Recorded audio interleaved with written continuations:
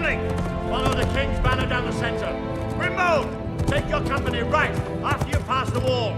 Forth, and fear no darkness. Arise! Arise, riders of Theoden! Spears shall be shaken! Shields shall be splintered! A sword day! A red day! And the sun rises!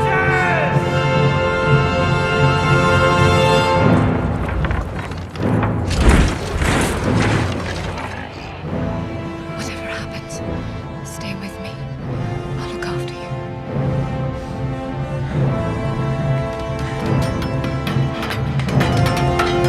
Right now! Right now! Ride!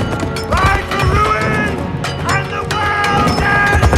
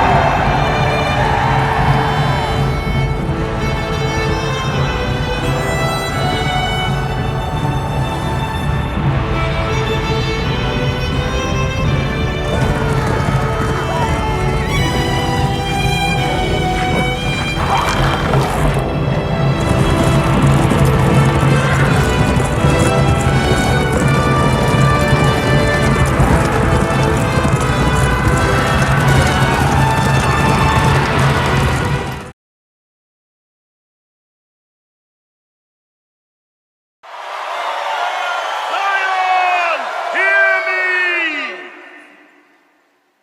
It is true, what many of you have heard. The machines have gathered an army, and as I speak, that army is drawing nearer to our home. Believe me when I say we have a difficult time ahead of us. But if we are to be prepared for it, we must first shed our fear of it. I stand here before you now, truthfully, unafraid. Why? Because I believe something you do not? No. I stand here without fear because I remember.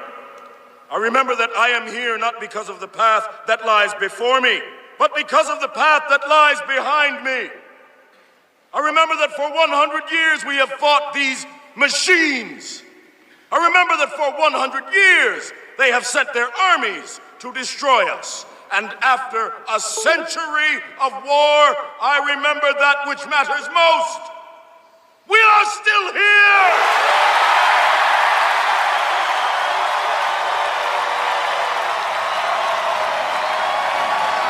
Tonight, let us send a message to that army. Tonight, let us shake this cave. Tonight, let us tremble these halls of earth, steel, and stone. Let us be heard from red tar to black sky. Tonight, let us make them remember. This is Zion, and we are not afraid!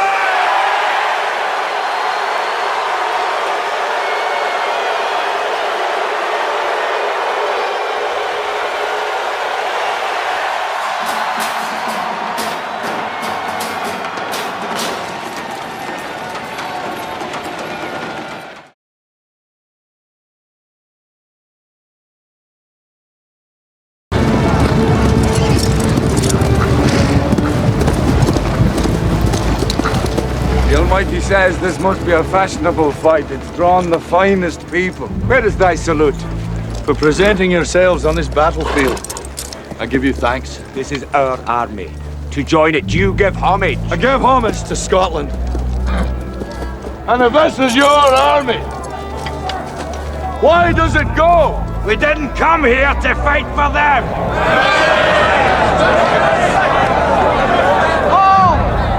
English are too many.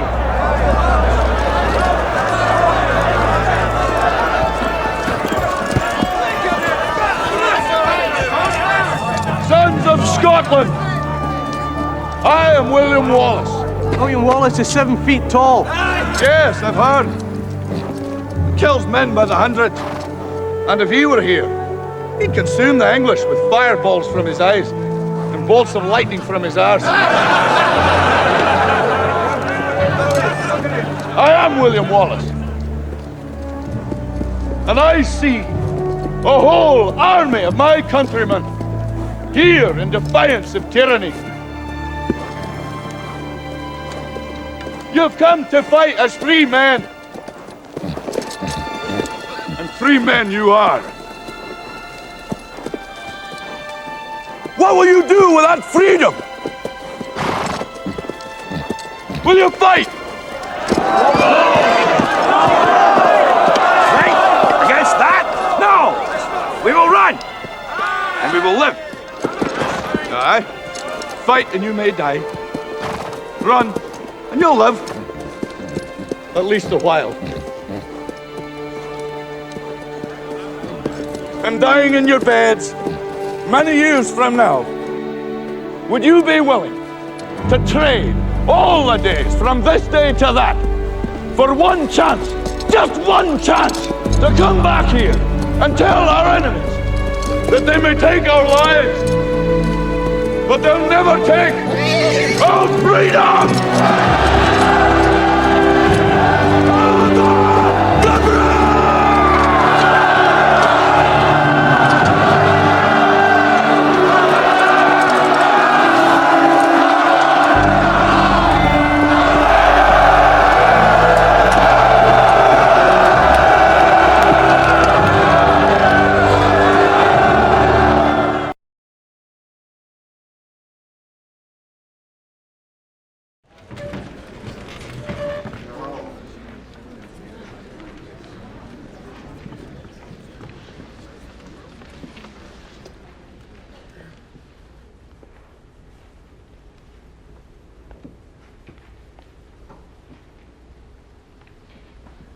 To begin with, this case should never have come to trial. The state has not produced one iota of medical evidence that the crime Tom Robinson is charged with ever took place. It has relied instead upon the testimony of 2 witnesses whose evidence has not only been called into serious question on cross-examination, but has been flatly contradicted by the defendant. Now, there is circumstantial evidence to indicate that Mayella Ewell was beaten savagely by someone who led almost exclusively with his left. And Tom Robinson now sits before you, having taken the oath with the only good hand he possesses, his right.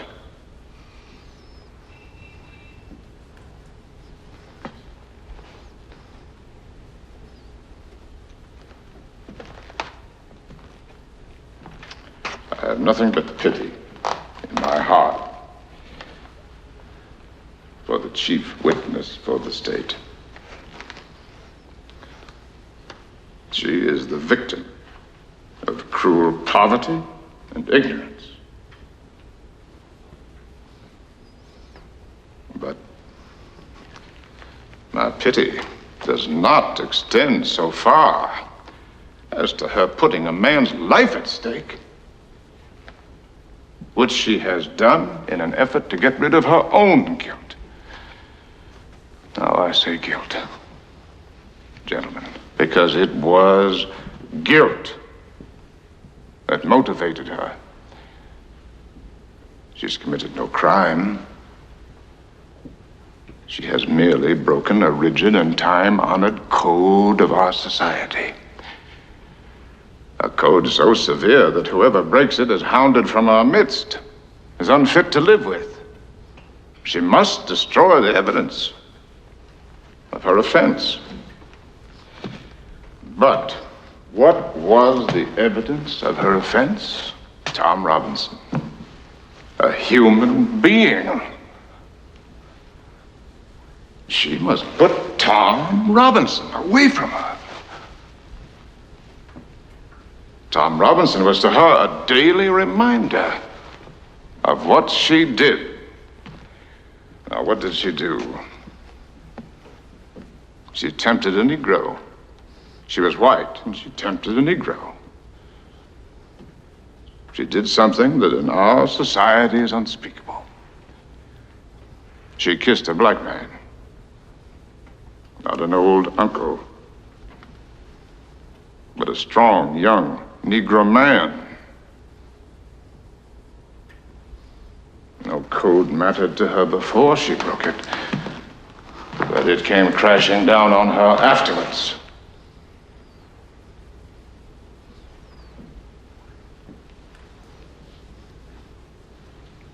The witnesses for the state, with the exception of the sheriff of Macon County, have presented themselves to you gentlemen, to this court,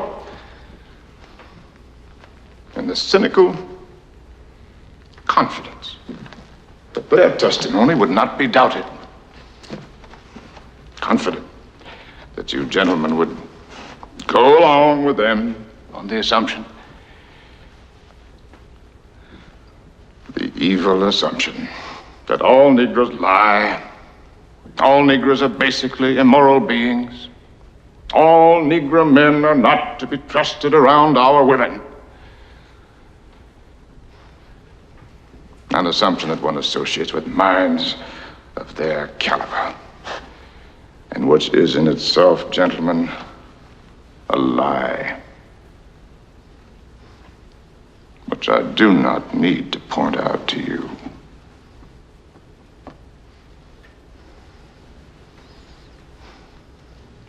And so,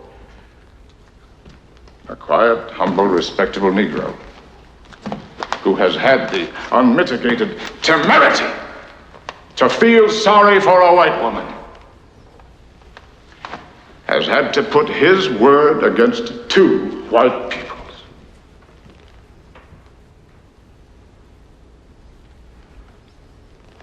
The defendant is not guilty, but somebody in this courtroom is. Now, gentlemen, in this country, our courts are the great levelers. In our courts, all men are created equal. I'm no idealist to believe firmly in the integrity of our courts and of our jury system.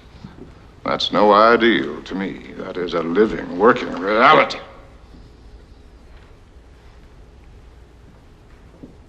Now, I am confident that you gentlemen will review, without passion, the evidence that you have heard, come to a decision, and restore this man to his family.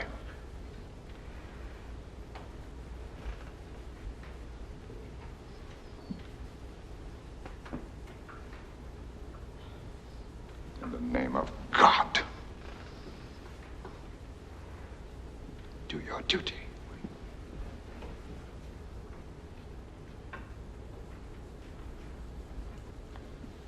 In the name of God, believe Tom Robinson.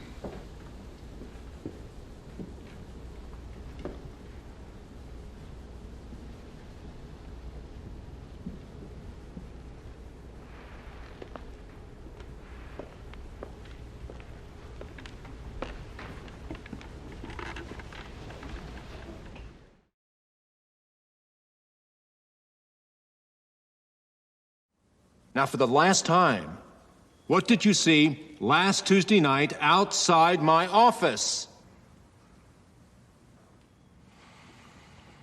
I saw somebody. I saw somebody. Good. Did you see their size and shape? Yeah. And they were the size and shape of whom?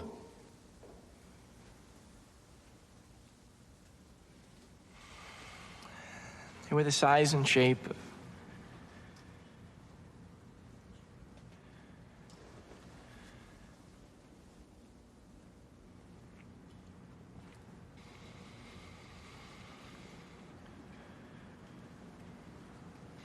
most any Baird student, sir.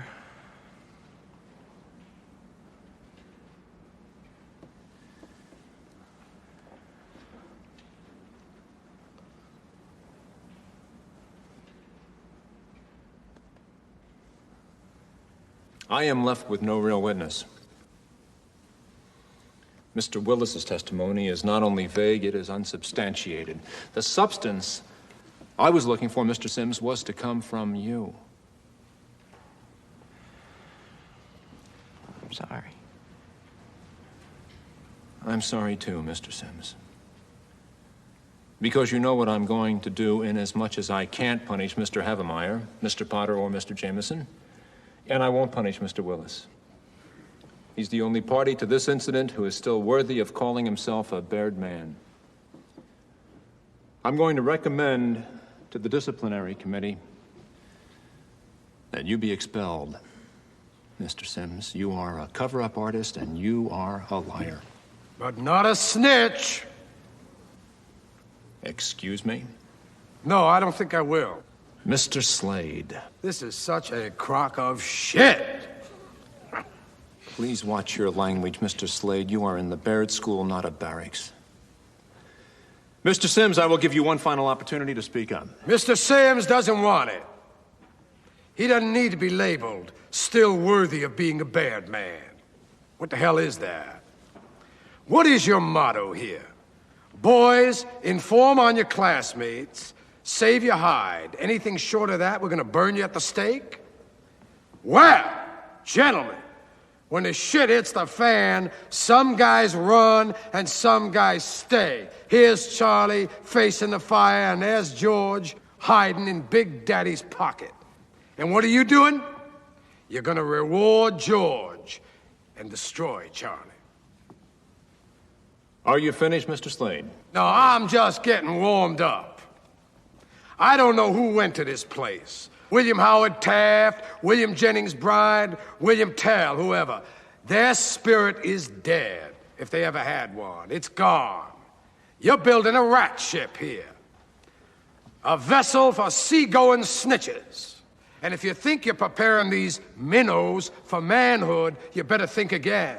Because I say you are killing the very spirit this institution proclaims it instills. What a sham. What kind of a show are you guys putting on here today? I mean, the only class in this act is sitting next to me, and I'm here to tell you, this boy's soul is intact. It's non-negotiable. You know how I know? Someone here, and I'm not gonna say who, offered to buy it. Only Charlie here wasn't selling. Sir, you're out of order. Out of order? I show you out of order. You don't know what out of order is, Mr. Trask. I'd show you, but I'm too old. I'm too tired. I'm too fucking blind. If I were the man I was 5 years ago, I'd take a flamethrower to this place. Out of order. Who the hell do you think you're talking to? I've been around, you know.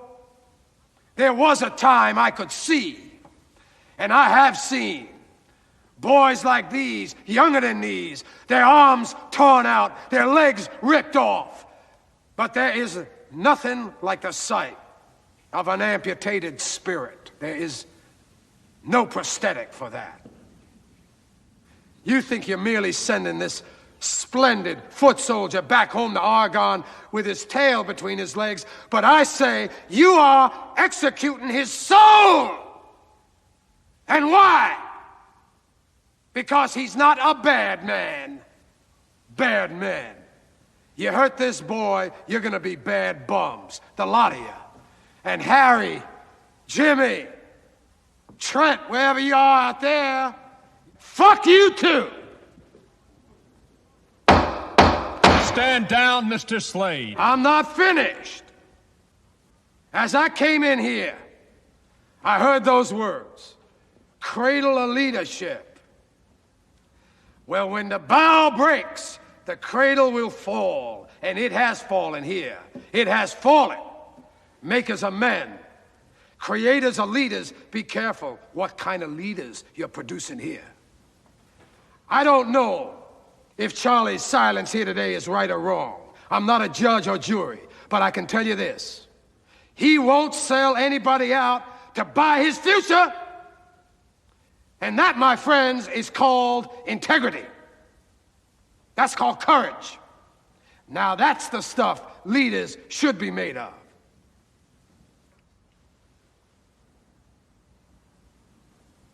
Now, I have come to the crossroads in my life. I always knew what the right path was. Without exception, I knew, but I never took it. You know why? It was too damn hard. Now, here's Charlie.